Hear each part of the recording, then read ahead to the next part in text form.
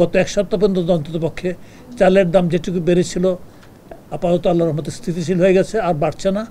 আমি আশা করছি সহসাই আমন ধানটা, নতুন আমন ধানটা মার্কেটে আসা শুরু করলে একটু একটু কমতেও শুরু করবে। আমাদের এক্সিকিউটিভ আর্ম বা নির্বাহী হাত বলতে আমরা অধিদপ্তর, খাদ্য অধিদপ্তরকে বুঝাই। তারাই খাদ্য সংগ্রহ অভিযান, খাদ্য সংগ্রহ করে, খাদ্য মজুদও করে, খাদ্য বিতরণ করা বলতে ইয়ার লেভেলে বিতরণও করে। তো সুতরাং তাদের সাথে আলোচনাটা করেছি। আলোচনায় উপস্থিত ছিলেন অধিদপ্তরের মহাপরিচালক সহ এখানে শীর্ষ কর্মকর্তা যারা আছেন তারা উপস্থিত ছিলেন, এবং রিজিওনাল ডাইরেক্টর যারা আছেন, প্রতিটা ডিভিশনে একজন রিজিওনাল ডাইরেক্টর ধরা হয়, রিজিওনাল ডাইরেক্টররা উপস্থিত ছিলেন।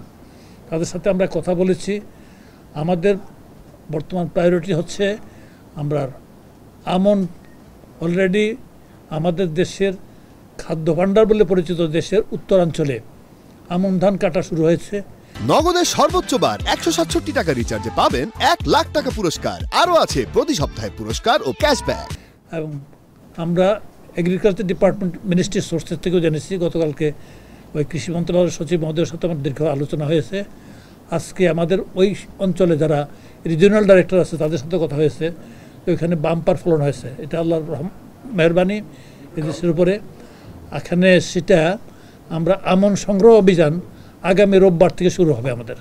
আমরা চেষ্টা করব যতটা সম্ভব আমরা আভ্যন্তরীণভাবে সংগ্রহ করতে পারবো ততটা আমরা লাভবান হব। তারা আমাদেরকে আশ্বাস দিয়েছেন তারা সর্বতভাবে চেষ্টা করবেন, এবং ধারণ ক্ষমতা এখানে সংগ্রহ করে ধারণ ক্ষমতা ওইখানে মোটামুটি আছে। যেখানে যেটুকু অকুপাইড আছে এসব খাদ্যশস্য আমরা এসব দিকে নিয়ে আসার জন্য অলরেডি ব্যবস্থা করা হয়েছে বলে অধিদপ্তরের কর্মকর্তারা বলেছেন। অলরেডি তেজগাঁ বা অন্যান্য দিকে এসব খালি গোডাউনগুলিতে আমরা নিয়ে আসবো। আমাদের স্পেস মোটামুটিভাবে যথেষ্ট আছে বর্তমানে যে সংগ্রহ করা হবে সে এর জন্যে। প্লাস আমাদের কিছু আমদানি পাইপলাইনে আছে অলরেডি। এখানে আপনার সেই আমদানিগুলির জন্য এলসি খোলা হয়েছে, বোধহয় সম্ভবত 1.5 লাখ টন চাল গম মিলে, তাই না? 1.5 লাখ টনের জন্য এলসি খোলা হয়েছে। এবং গত এক সপ্তাহ পর্যন্ত আপনারা নিশ্চয়ই দেখেছেন, গত এক সপ্তাহ পর্যন্ত অন্ততপক্ষে চালের দাম যেটুকু বেড়েছিল আপাতত আল্লাহর রহমতে স্থিতিশীল হয়ে গেছে, আর বাড়ছে না। আমি আশা করছি সহসাই আমন ধানটা, নতুন আমন ধানটা মার্কেটে আসা শুরু করলে একটু একটু কমতেও শুরু করবে। তো কমার ব্যাপারে আপনাদের প্রত্যাশাটা কিন্তু একটা জায়গায় থাকা উচিত। কৃষক যাতে ফেয়ার প্রাইস পায় ওইদিকেও কিন্তু সরকারের নজর রাখতে হবে।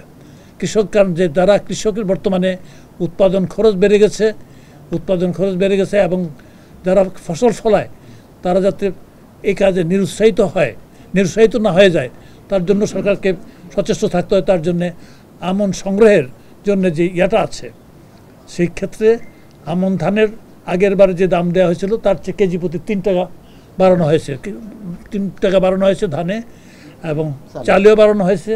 তো সেই ক্ষেত্রে আমরা আশা করছি যে আমরা একটা রিজনেবল পরিমাণ ধান চাল সংগ্রহ করতে পারবো এই আমন মৌসুমে। অ্যাজ ওয়েল এজ আমরা আমদানি কার্যক্রম আমাদের সচল আছে, এটা আরও জোরদার হবে। এতে করতে যেটুকু আশঙ্কা করা হয়েছিল গত বন্যার পরে, আশা করছি আমরা আল্লাহর রহমতে সেটা মোকাবেলা করতে পারবো।